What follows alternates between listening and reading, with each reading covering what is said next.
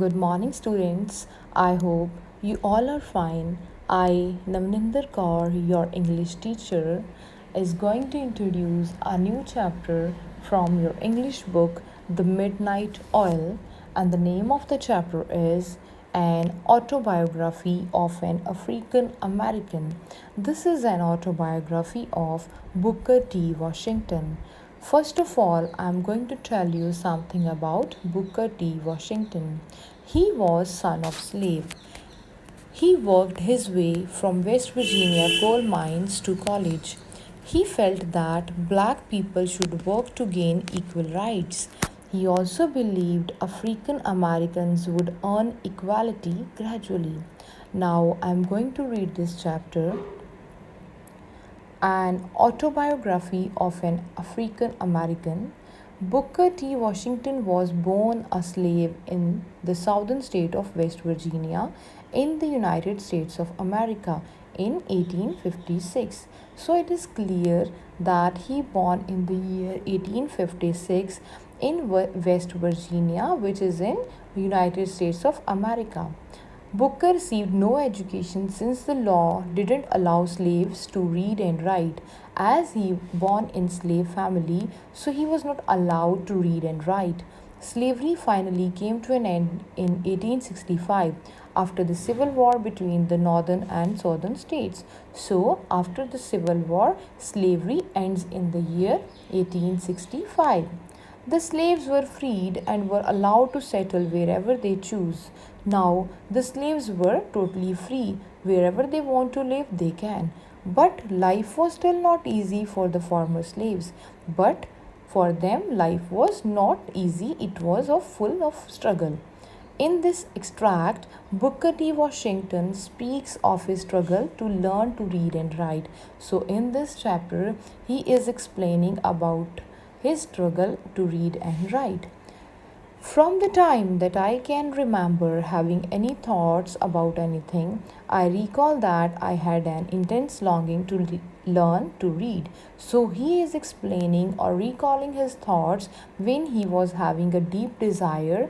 Intense means deep, very strong. He was having a very strong desire to learn to read. Soon after, we got settled in some manner in our new cabin in West Virginia. So, after a little time, they settled in West Virginia. I persuaded my mother. Persuaded means get someone to do or believe something. Convince, right? Mother, please get hold of a book for me. He convinced his mother to get a book for him. I want to learn how or where she got it. I don't know. So he didn't know that from where she will brought a book. She will bring a book. But in some way, she procured an old copy of Webster's Blue Black Spelling Book, which contained the alphabet. What is the meaning of procured? Got or brought. So, in somehow, her mother procured or brought an old copy of Webster's Blue Black Spelling Book, which is of alphabet. I began at once to devour. What is the meaning of devour? To read with great interest or enthusiasm. Interest, you can say. I began at once to devour this book, and I think that it was the first one I ever had in my hands. So, this was the first time when he was having a book in his hand. You can see in the picture also this one.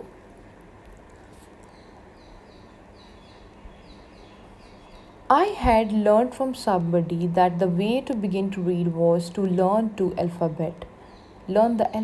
So I tried in all the ways I could think of to learn it all. So sometime ago, he learned from somebody the way how to read and learn. So now he tried all the ways of learning. Of course, without a teacher, for I could find no one to teach me, so there is nobody to teach him. There was not a single member of my race anywhere near us who could read, and I was too timid means small, to approach any of the white people. So there was nobody nearby him who taught him. So even he was so little, so he didn't approach to any white people. In some way, within a few weeks, I mastered the greater portion of the alphabet. So he was trying his hard efforts, so he mastered the great portion of the alphabet.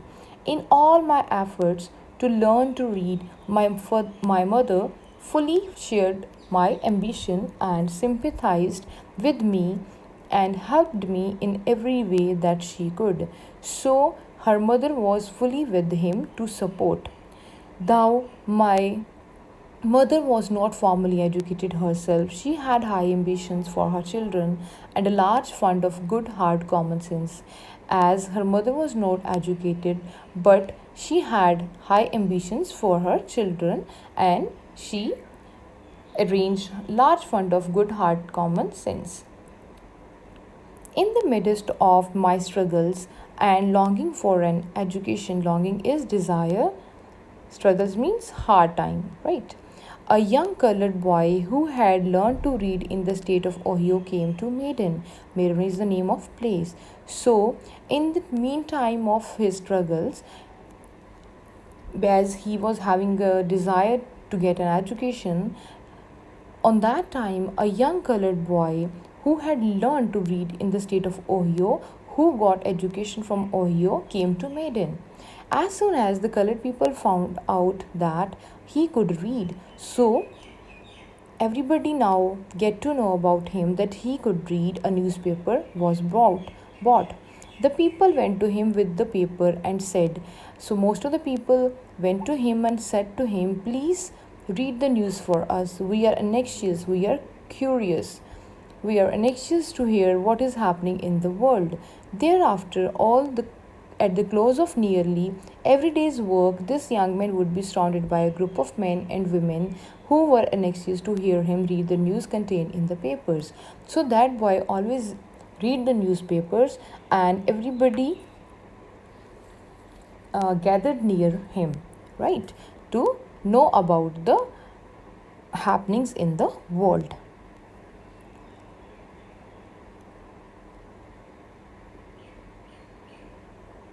About this time, the idea of opening some kind of a school for the colored children in the village began to be discussed by members of the race. So, some people were discussing about the new school to open, since it would be the first school for Negro children that had ever been opened in that part of Virginia. So, it will be the first school. It was, of course, to be a great and wildly exciting event. So it was really very exciting for him. As yet, no free schools had been started for colored people in that section. As he belongs to the slavery section, so there is no school for that type of people. Hence, each family agreed to pay a certain amount every month with the understanding that the teacher who was appointed would board round, that is, spend a day with each family. So everybody, each or every family agreed to pay a certain amount every month for this school. This was not bad for the teacher because that teacher was appointed who board round means spend a day with each family. This was not bad for the teacher, for each family tried to provide the very best. On the day the teacher was to be its guest, I recall that I looked forward with an anxious appetite to the teacher's day at our little cabin. As he is living in the little cabin, so he was recalling that when his teacher will come in his small cabin, so he was thinking about that time as he was really anxious to get an education. All across the country, it was a whole race trying to go to school. So everybody wants to go to school. No one was too old to make the attempt to learn, and almost no one too young. There was not a person who was too old, not a person who was too young. As fast as any kind of teachers could be found, not only were day schools filled but night schools as well. So as the teachers found on that time, day schools and night schools all filled. The great ambition of the older people was to try to learn to read the Bible before they died. So the people who were old, they had a desire to read a Bible before their death. Although the word Negro was commonly used in Arthur's time to refer the African American people, so Negro word was used for the African American people for a dark-skinned person originally from Africa, who the people who were from Africa. It is now considered offensive to use this word. Now this word is as an insult for them on that days. People of African origin usually prefer to be called black or in USA African American. So people were called by the name of black in the UA or in the USA African American. With this end in view, men and women who were 50 or 75 years old would often be found in night school. Some day schools were formed soon after freedom, but the principal book studied in the Sunday school was the spelling book. Day school, night school, and Sunday school were always crowded, and often many had to be turned away for of room. So, on that time, there was too much busy schedule of each and every school. So many people who were 50 or 75 years old, they would often be found in night school. Some day schools were totally formed soon after freedom, but even then the principal books they studied in the Sunday school was the spelling book. So day school, night school, and Sunday school all were always crowded on that time, and often many had to be turned away for want of room. So even some people didn't find a place or a space of a room there. The opening of the school in the Kanawha Valley, however, brought to me one of the sharpest disappointments that I have ever experienced. So, here he is explaining about his disappointment that he experienced about the school which opened in Kanawha Valley. I had been working in a salt furnace for several months. There, he had worked in a salt furnace for few months, and my stepfather had discovered that I had financial value for the family. So, when the school opened, he decided that he could not spare me from my work. I was bitterly disappointed. Washington was very disappointed because his father could not spare him from his work. The disappointment was made even more severe because I could see from a place of work the happy children passing to and from school mornings and afternoons. So he became more sad because he looked the children who were passing from there to go to school mornings and the afternoons. My mother tried to comfort me in all the ways she could. So his mother comforted him by saying that don't worry, dear, God will help you find a way to learn. After a while, I managed to arrange some lessons at night with the teacher. So, after some time, he arranged to get an education from the teacher at the night time as he finished his work from the salt furnace. These night lessons were so welcome that I think I learnt more at night than the other children did during the day. So she was happy. So because he felt like that he was learning more as the other children were learning in the daytime. But my boyish heart was still set upon going to the day school, and I didn't miss any opportunity to push my case. But even then, as he was a boy and he has a desire to go to day school, so he didn't want to miss any opportunity. Opportunity means chance. Finally, I won and I was permitted to go to the school in the day for a few months.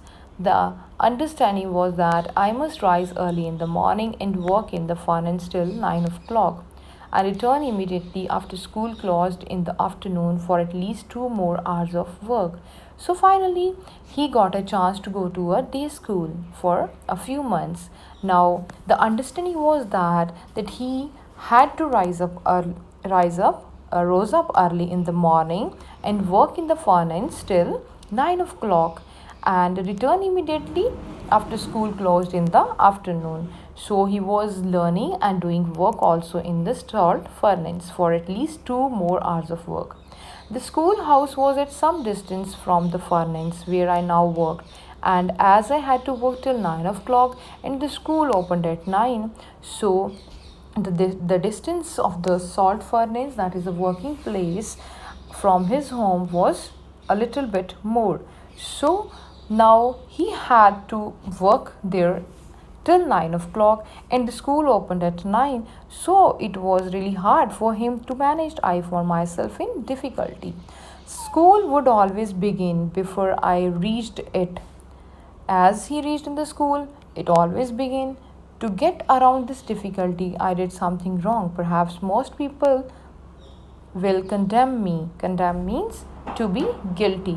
Me for what I did, but since it is a fact, I might as well state it. He knew that most of the people condemn him because what he did might be he was wrong. There was a large clock in a little office in the furnace. This clock, of course, all the 100 or more workmen depended upon to begin and end the day's work. I got the idea that the way for me to reach school on time was to move the clock hands from 8:30 up to 9 o'clock mark. So what he did, he changed the clock hands from 8:30 to 9 o'clock. Yes, because of that, he wanted to reach school on time.